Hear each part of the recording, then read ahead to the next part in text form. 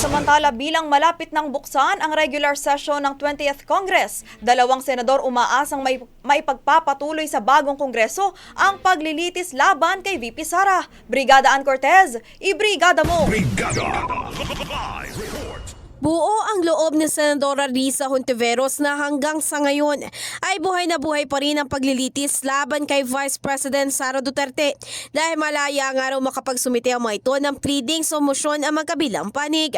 Sa panahon nga na mag-convince sila bilang impeachment court, ay tiniyak naman ng Senadora na mananatili siyang impartial o tarungan bilang Senator Judge.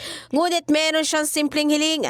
Ayon kay Hontiveros, umaasa siya na abot sa pagpresenta ng ebidensya at testigo ang paglilitis bago nga sila tuluyang magdesisyon kung convict ba o acquit ang kaso kay VP Sara upang wala maging miscarriage of justice.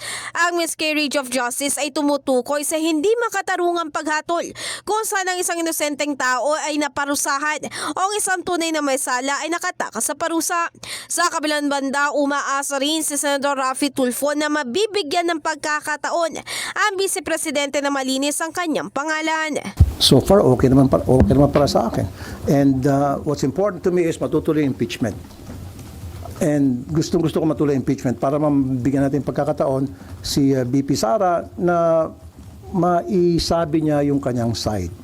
Mas maganda, di ba, ma-clear niya yung name niya sa pamagitan ng pagdidepensa niya doon sa impeachment at mapapatunayan na inosente siya as opposed to yung mababasura before na magkaroon ng hearing sa impeachment.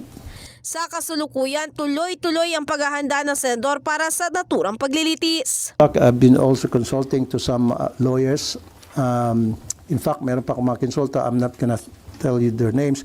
Mga former justices ng Sandigan Bayan, may former justice ng Supreme Court na nakausap ko. So I've been talking to some people and asking for their inputs. Matatandaan kamakailan sinabi ni Senate President Cheese Escudero na kung matuloy nga ang paglilitis ay posibleng sa July 29 o isang araw pagkatapos ng pagbubukas ng regular session ito mangyayari. Bagamat may kalawang utos pa nga sila sa Kamara na kanilang hinihintay na makomply sa kanila. In the heart of changing lives, ako si Brigada Ann Cortez ng 105.1 Brigada News FM Manila, The Music News Authority.